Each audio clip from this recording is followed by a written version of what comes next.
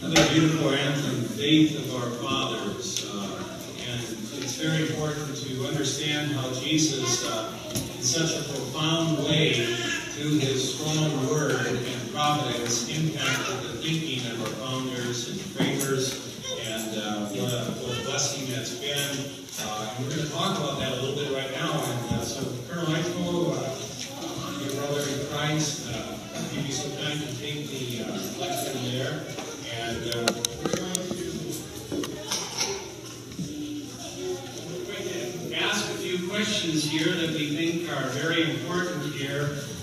Professor Eichmo has such a rich understanding of history, and not only American history, but the whole enchilada.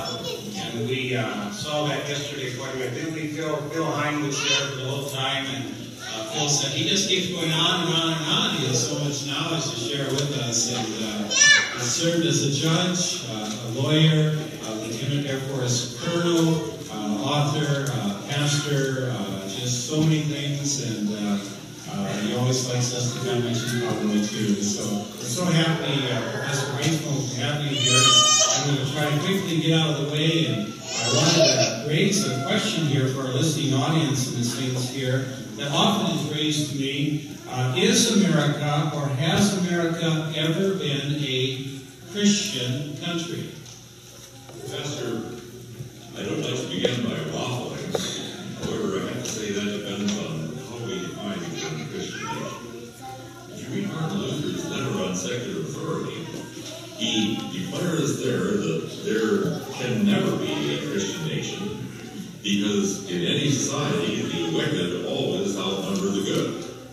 And the Christians are always a minority, even in a country where everybody is baptized as a Christian. But again, I think that depends on how we define the term. If by Christian nation, you mean a nation in which everybody is a Christian, certainly not. Not even in the sense of people being in church and being baptized, let alone whether or not they are actually regenerate believers.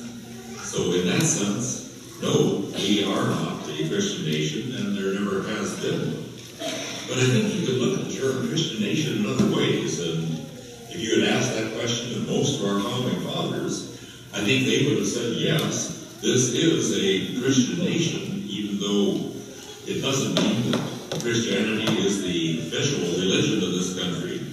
According to the First Amendment, we have no establishment religion. According to Article 6 of our Constitution, there can never be a religious test for somebody in order to hold federal office. But I think there's another sense in which the term can be used. Every society has a culture, and the culture of every society is ultimately based upon that culture.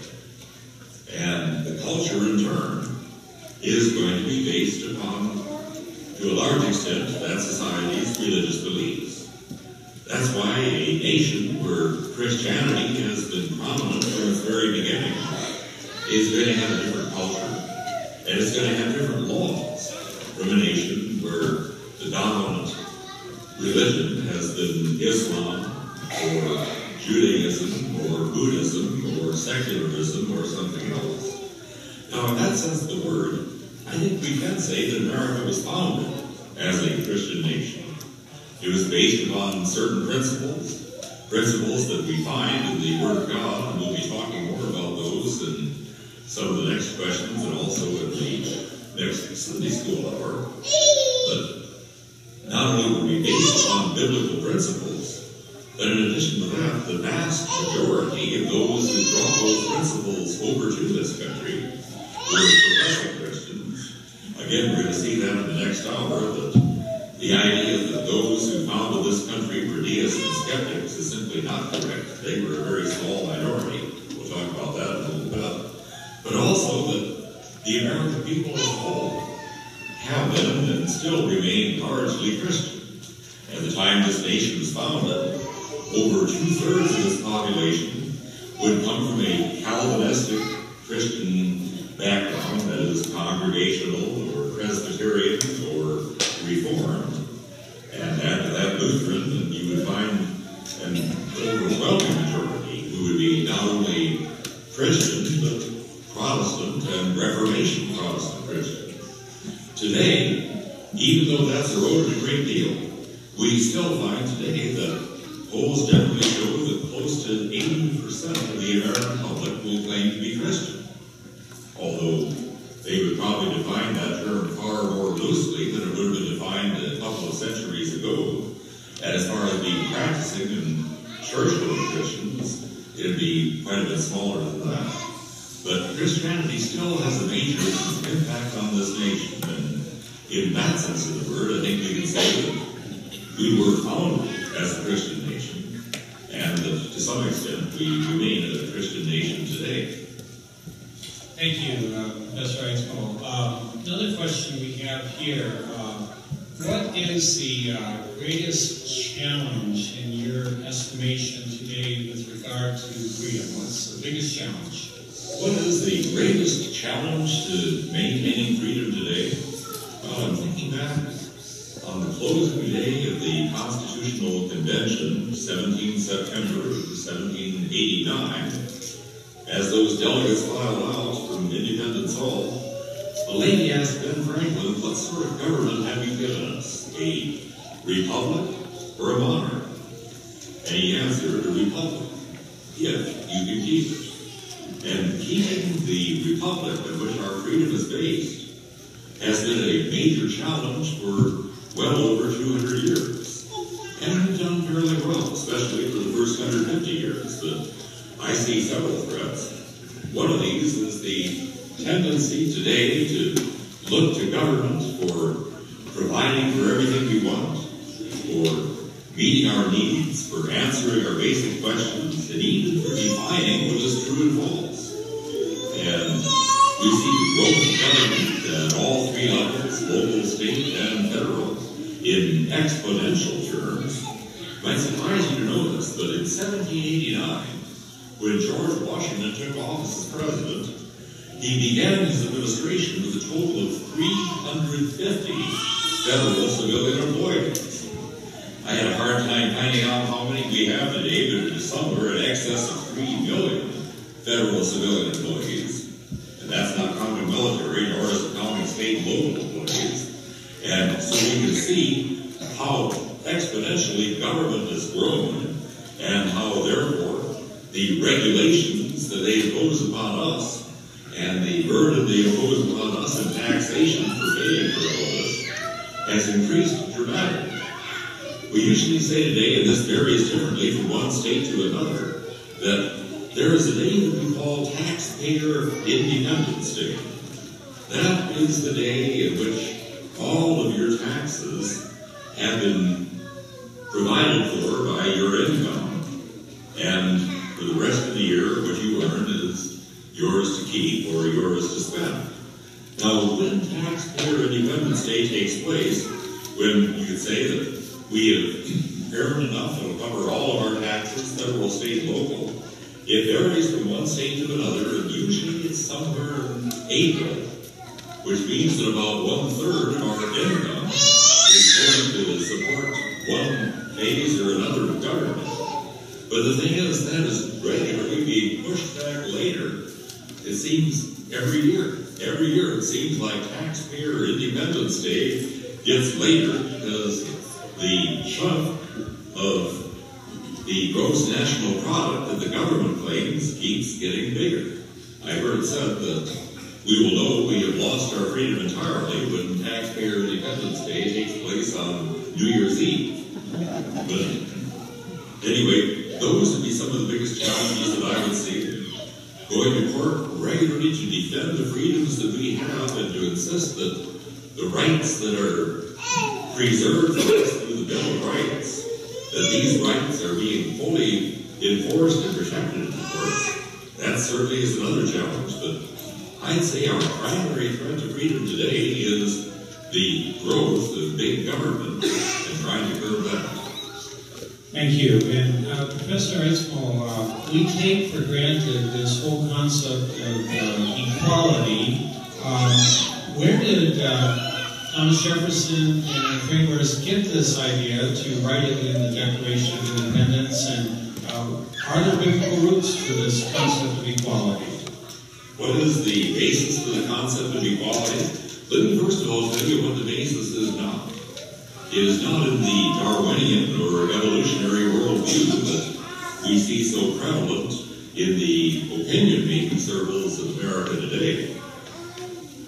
I was in Dayton, Tennessee, where that famous Stokes trial took place back in the 1920s, and this was the trial concerning the teaching of evolution in the public schools. And there's a museum in the basement of the courthouse with memorabilia from that trial, and in a glass case, you will see the textbook, Hunter's Civic Biology, which is the textbook that taught evolution in that particular case. And you'll see that textbook open to a page on evolution where it describes how evolution works. What they don't show you there is the next page, which talks about the evolution of the races of man. And it talks about the races of man as being the Oriental race, the African race, the American Indian race, the Eskimo, and then it says, and finally, the most highly developed race of all, the Caucasians, as represented by the people of Europe and North America. Blatant racism, coming straight out of Darwinian evolutionary thought, and that is the textbook the American Civil Liberties Union was defending in the Stokes trial. The point I am making is, no, we do not have any basis for equality in evolutionary thought, but Jefferson did not say in the Declaration of Independence that all men are evolved equal. He said all men are created equal. And the only firm basis for equality is that all of us are created in the image of God. That's the first basis for equality, our creation in the image of God. The second basis for equality is to look to the Old Testament law, where repeatedly we read that there is to be not one law for the Jew and another law for the stranger who is in our midst, that there is to be one law that governs all of us.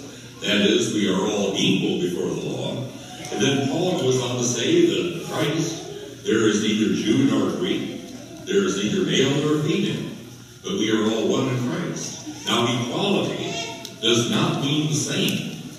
That God has created us all equal, meaning we are equal in His sight, and equal before the law, does not mean that all of us are equal, meaning we are all exactly the same. There are different roles for different people, different roles for men and women, and we need to honor that. But I suggest to you the only firm basis for equality is the basis that we find in the Scriptures. Thank you, Professor Eichsbaum. We hear much today, this phrase is bantered around, separation of church and state, and we hear college professors talk about it all the time, as if it's in the Constitution, is it? The phrase separation of church and state, and I have taught constitutional law for well over 20 years, but that phrase is found nowhere in the Constitution, and when I say the Constitution, I am including the entire Bill of Rights. Now, the First Amendment, that many will tell you says separation of church and state, doesn't say that at all. What it says is Congress shall make no law respecting an establishment of religion or prohibiting the free exercise thereof. And groups like the Freedom from Religion Foundation, groups like the Military Religious Freedom Project or Foundation, groups like the American Civil Liberties Union and others, they like to talk about that phrase, separation of church and state, and they will also mention the phrase establishment of religion, but usually they overlook the second part of that, or prohibiting the free exercise thereof, which protects our freedom not only to believe, but also to practice our religion.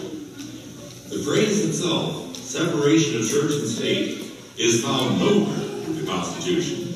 The phrase comes from Thomas Jefferson in a letter that Thomas Jefferson wrote about 1801 to the Danbury Baptists. And in that letter, which was an unofficial letter, it wasn't a government document, in that letter, Thomas Jefferson is telling the Danbury Baptists, you have nothing to fear from the federal government, because there is a wall of separation that protects you from them. In other words, Jefferson was saying that this wall of separation that he is talking about exists to protect the church from the state. Well, it's been twisted to mean the opposite, protecting the state from the church.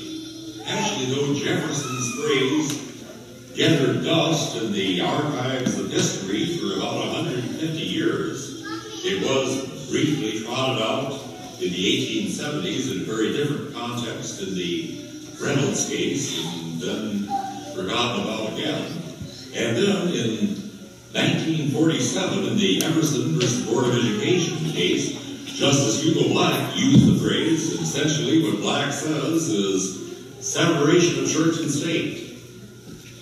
Jefferson said it, I believe it, that settles it. And since that time, we have seen that phrase used so frequently that it's probably never known in the actual language of the First Amendment itself. Now, having said that, let me add that when the term is properly understood, I do believe in separation of church and state. In fact, I say that the first society that I can find in history to practice separation in the proper sense of the word is Old Testament Israel, where we see that the political, civil authorities, the kings, always come out of the tribe of Judah. The religious authorities, the priests, come out of the tribe of Levi. We see separate offices, separate entities, separate duties, but both derive their authority from God, and both are subject to the law of God. So putting all that together, I have to say that I don't want a state church. I don't want the government running the church.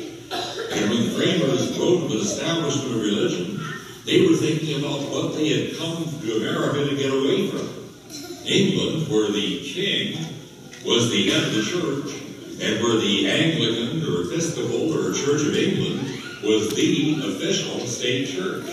The framers didn't want that. But they also didn't come to America to get away from prayer football games. They would have thought cases that are striking down prayers and things like this are absolutely contrary to what they understood.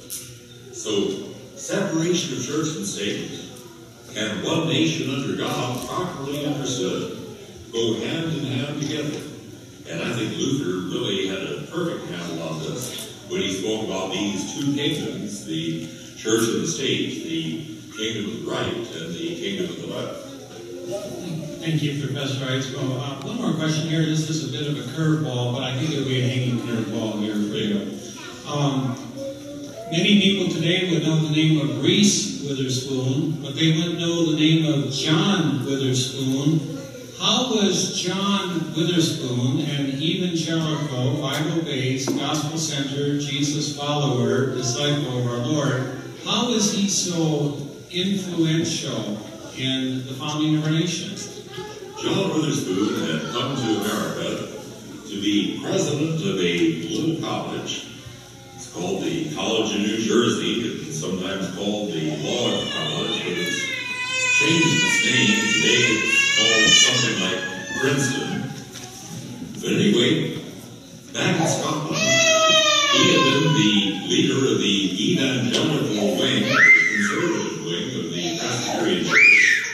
And so when he came to America to become president of that college, it seemed likely that he was going to have a major influence on America. And in fact, he did. Now, John Witherspoon himself was a member of the Continental Congress. He was a signer of the Declaration of Independence. And he did a great deal during the War for Independence to promote America's independence, even writing and preaching several messages concerning Presbyterianism and the role the Presbyterians should play in the battle for independence, and one addressed to his fellow Scots who were living here in America. But possibly his greatest influence would be in terms of the Constitutional Convention of 1787. Witherspoon didn't attend that convention, but his presence was certainly felt there because many of his former students were there. If you look to the former students of Witherspoon, In the roughly 26 years that he served as president of the college, he would have about 20 students in each graduating class.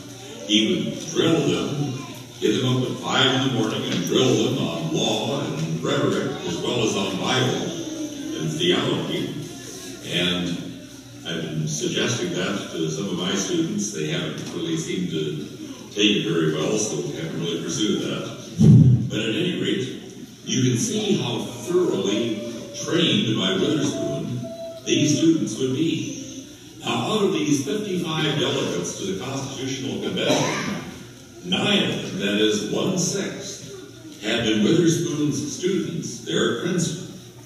And many others went on to become senators and governors and other prominent persons in early America.